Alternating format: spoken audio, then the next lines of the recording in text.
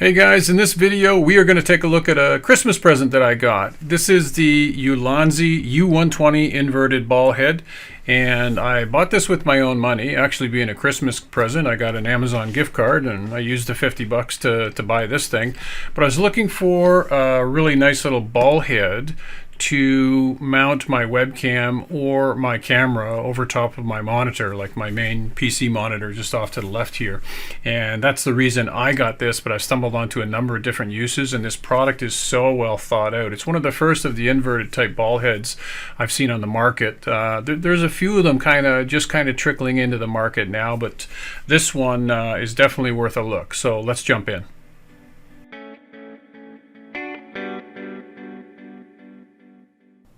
So let's see if we can make this unboxing as painless as possible. It is well packed. It's a nice cardboard box, you know, got all the usual information and barcodes and all that good stuff on the outside of the box. Let's get that out of the way. You get 3 Allen keys. The unit is densely packed in foam and pretty straightforward. Just grab it like so, yank it out, get the box out of the way, and what you see is what you get. So now let's take it over to the bench and we'll put it on a tripod and go through the functionality of the unit one piece at a time. So here we are in the studio. Let's take a close-up look at the Ulanzi ball head. First thing I want to do, let me tighten this gizmo down for you. I'm just going to pop this off. First thing you want to be aware of is that the mounting point for the ball head is only a 1/4 20. There's no 3/8/16. So this is really classed as a mini or a light duty ball head as far as I'm concerned. So we'll throw that back on here, tighten everything up. And then so you can see the ball head is definitely on the bottom instead of the top. And what I like about that is when you turn the dial, you've got this, you know, so if you're mounting on, like I'm doing, a camera in behind a monitor, you've got that extra kind of tilt angle, which I think is going to come in handy for sure. Cold shoe on the far side. On the top, if you loosen this, your plate has a couple of screws for safety, so your camera's not going to slide out.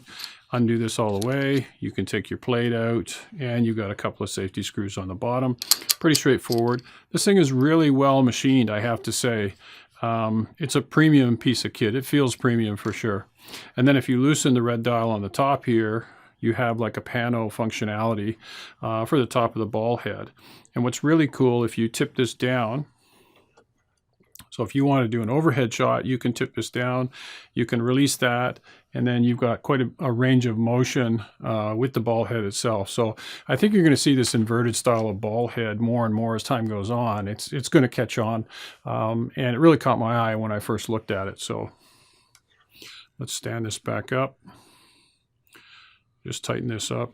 Everything about this ball head is precision aluminum machining and feels premium, so I would go out and buy one with confidence if you're looking for a mini ball head for sure.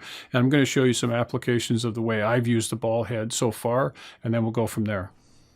So as you can see in this image here, this is the primary way that I use this Ulanzi ball head, and I use it as a webcam mount, support mount, or in this case it's my G85 that's mounted on top of it, and it just gives, you know, it does a great job for giving me the right angle to do screen captures depending on what I'm doing.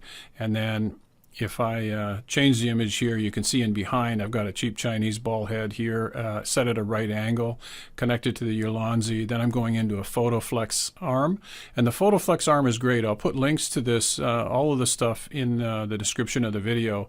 But there's an adjustment knob here, and you can extend the arm out as far as you need to. It just gives you great versatility, which runs into Impact brand super clamp going to a Wally arm. So real handy way to have like an overhead rig or set up a camera in behind your monitor.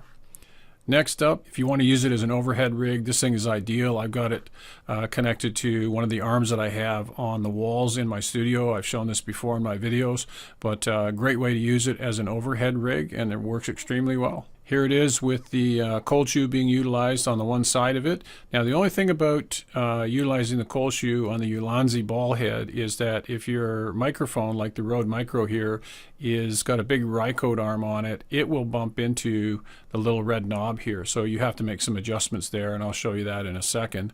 But all in all, it works really good in this application as well. Here I've got it mounted on my Tascam DR60D, and I actually think this little mounting tripod, micro, whatever, I can't remember what it was called. I'll have to put something in the description for you, but it's basically just a very small sort of mounting device, quarter-20 mounting device, little micro tripod, if you will. And so I've got the Ulanzi mounted on that, and that's really handy because, you know, I can turn the knob here and get a decent angle so I can see everything on the screen when I'm setting up the audio. So that comes in quite handy for that application. And then last but not least, here's a scenario where I've used it for my Ninja 5. And with the Ninja is really good because it allows you to, if you turn the red knob here, you can see your screen this way, and then you can rotate it, use the panel feature and rotate it around, and now you can see exactly what I was talking about with the Rycote arm. I couldn't leave it on the cold shoe of the Ulanzi. I had to bring it over on the right hand side of the camera, but that said, it works quite well. And so now you can see in the background there's the Tascam DR60D and the little roller mechanism I've got mounted on the T-bar aluminum here, and I can slide this thing back and forth, or I can actually slide a camera if it's mounted on the tripod here and slide it back and forth. So it's super versatile.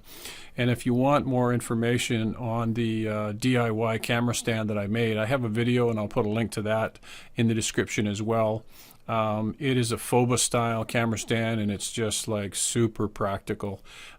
So yeah, I'll put some links out there for you, and we'll go from there.